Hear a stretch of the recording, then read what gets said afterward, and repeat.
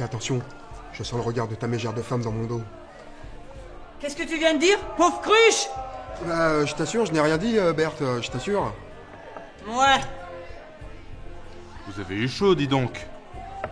Tais-toi et bois. Profite que je t'offre ton unique shop de bière de l'année. C'est vrai que dans moins d'un mois, ce sera l'hiver. Ouais, et avec ça viendra la Noël. Je te dis pas le travail qu'on va avoir à faire. C'est pour ça que je t'offre ton unique shop un mois à l'avance. Je savais qu'il y avait du bon en vous, chef. Ferme-la, Vorton. On est un peu en famille ici, alors arrête de te comporter comme un rustre auprès de ce pauvre garçon. Non. Sinon, quand on retournera en cuisine, ça sera plus pareil. C'est pour ça que je reste ronchon. En même temps, c'est vrai que ça va être difficile de préparer le grand repas de Noël. C'est vrai que notre Seigneur nous a tous invités. De mémoire, c'est la première fois qu'un noble invite ses gens au château pour les fêtes. Ouais, mais c'est le 23, ce n'est pas non plus le jour de Noël. Oui, mais quand même, grâce à lui, nous aurons un bon repas Noël en avance.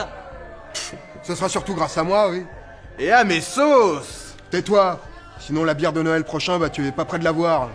Il est quand même bien, ce nouveau seigneur. Depuis 1 an qu'il a pris la place de son père, tout se passe bien.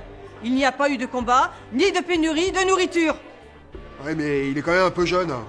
Et il est encore entouré d'anciens pour le conseiller. Qu'est-ce que ça sera quand il va se retrouver seul aux commandes? Il manque encore d'expérience. Le Seigneur Jean III a toujours su s'entourer. Il n'a jamais été seul. Son fils fait pareil, je trouve ça bien. Ouais, si tu le dis. En tous les cas, une chose est sûre. Si je dois proposer un conseiller au seigneur Pierre, tu seras vraiment la dernière personne que je proposerai, mon pauvre Archambault. Évidemment, je suis maître queue. Chacun son rôle. Vous verrez très bien conseiller Gontran, ça vous ira très bien. Mais il a raison, tu devrais te proposer.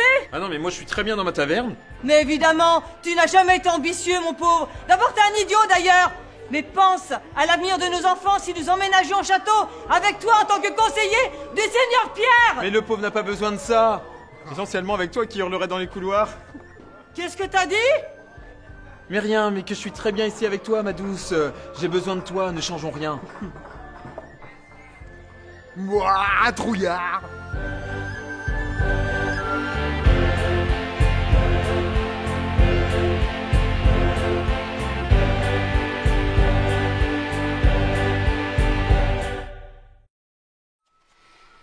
L'hiver arrive. Il faut faire l'état de nos réserves. J'ai envoyé des hommes recenser ce qu'il restait dans nos granges autour du château. Mais il y a aussi les métairies. Oui, et de plus, il va falloir réapprovisionner le château en bois de chauffage. Avec la vague de froid que nous avons eue en octobre dernier, nos réserves ont fortement diminué. Fais ce qu'il faut. Et concernant l'entraînement des paysans? Cela va doucement. Audric fait preuve de beaucoup de patience, et parfois, il va en étriper un pour l'indiscipline. Et pour l'exemple, sans doute.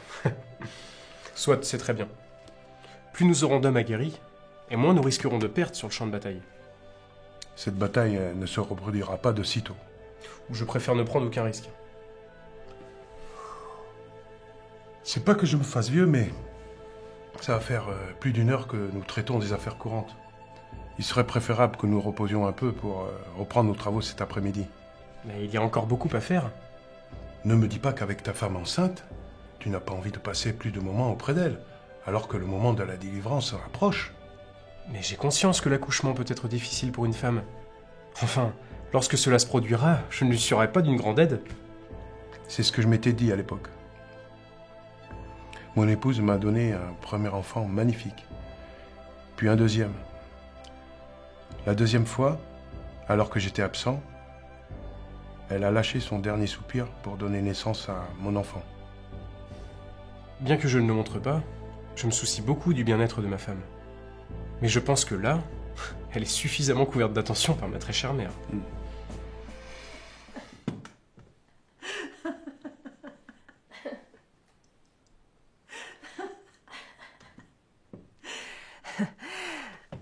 Il n'y en a plus pour très longtemps désormais. Je suis certaine que ce sera un garçon. Garçon ou fille, cela m'est égal. Du moment que l'enfant soit en bonne santé. Il vaudrait mieux pour tout le monde que ce soit un garçon. Tenez, buvez, cela vous fera du bien. Cela ira, je vous remercie. Buvez, c'est un ordre. D'accord.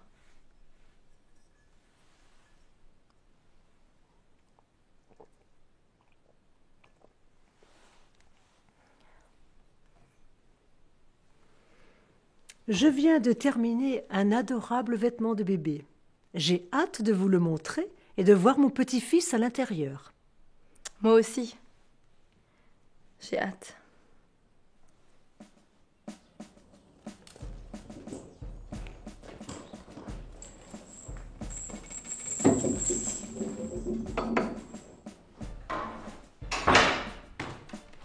Bonjour Charles. J'avoue avoir été surprise lorsque ma servante m'a annoncé ta visite. Comment vont Pierre et sa femme? Ils vont bien. Jeanne est sur le point d'accoucher. Vraiment? Je suis contente pour elle. Je me doute que tu n'es pas ici seulement pour m'annoncer la nouvelle. Non, en effet. Je suis ici pour te demander des comptes. Pardon? Je sais tout. À propos de? Lettre de change, excuse du collier, les mercenaires peu scrupuleux. Qu'ai-je à voir avec cette liste? Je t'accuse d'avoir prémédité l'assassinat du seigneur Jean Ier l'archevêque. Quoi? Mais c'est ridicule! Pourquoi aurais-je essayé d'assassiner mon beau-père? Au moment de l'agression, il n'était rien pour toi. Tu avais à peine croisé son fils quelquefois. Mais en te fiançant avec Guillaume, tu avais tout intérêt à ce que ton futur beau-père disparaisse tôt, afin de laisser la place à ton époux. Et ensuite, il doit être facile, pour une femme comme toi, d'obtenir de nombreux avantages pour toi et ta famille. Tu me crois si calculatrice? Tu es pire que ça. Cela suffit. Je ne supporterai pas ces accusations plus longtemps sous mon propre toit. Je ne sais pas ce qui te prend, mais sache que je n'ai rien à voir avec tout ce que tu viens de raconter. Je suis déçue, Charles. Tais-toi, vipère. C'en est trop! Sache que je suis enceinte de Guillaume. Je porte son héritier. Pose un doigt sur moi et tu signes ton arrêt de mort. Va-t'en! Avant que je n'appelle les gardes.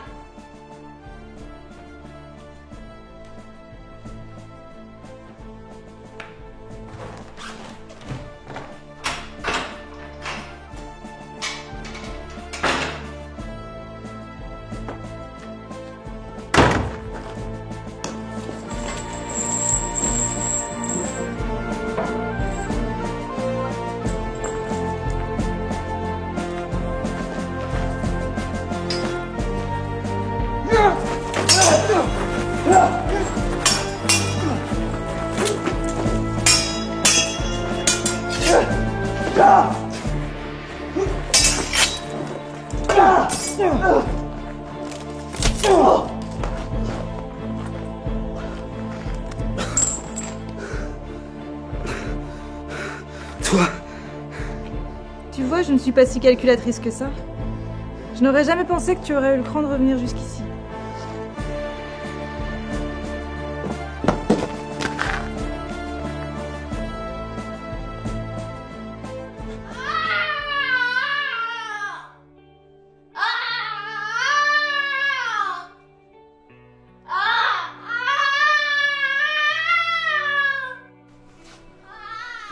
Ça ne me rajeunit pas.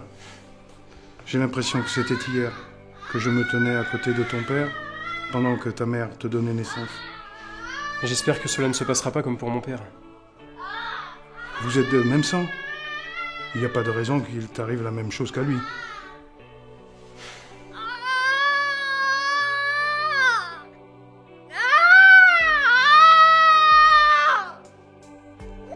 C'est un garçon!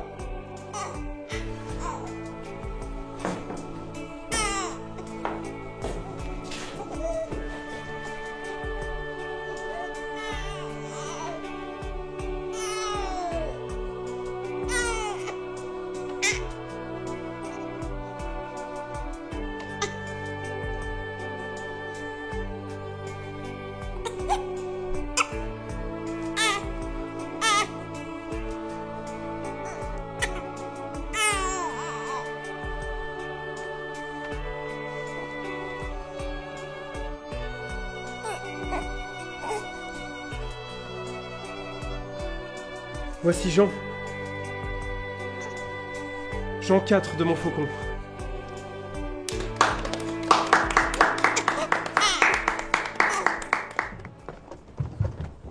Halte, Astrid. Notre-Dame est en train d'accoucher. Personne n'a le droit d'entrer ni de sortir du château pour le moment. Même toi. Mais c'est important! Quelqu'un va mourir! Oh! Mais il faut mettre le Seigneur Pierre immédiatement au courant! Oui, bien sûr. Encore une de tes brillantes intuitions. Mais je te dis que c'est important. Ça concerne un des proches de notre Seigneur, mais c'est une question de vie ou de mort. Oui, c'est cela. Le fils du Seigneur est né. L'héritier des Montfaucon est là. C'est un garçon. C'est un garçon? Mais alors, j'ai gagné mon pari? Mais Hermeline...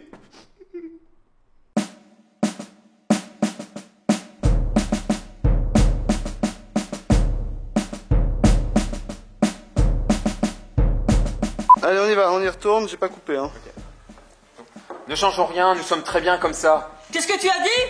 Mais ne changeons rien, nous sommes très bien comme ça. Le disiez. Je me doute que tu n'es pas ici seulement pour m'annoncer cette nouvelle. Non, en effet. Je suis ici... Je sais plus pourquoi. On peut demander des cons. Ça peut demander des cons. Putain de bordel de merde. Voici Jean. Jean IV de Montfaucon. Bravo!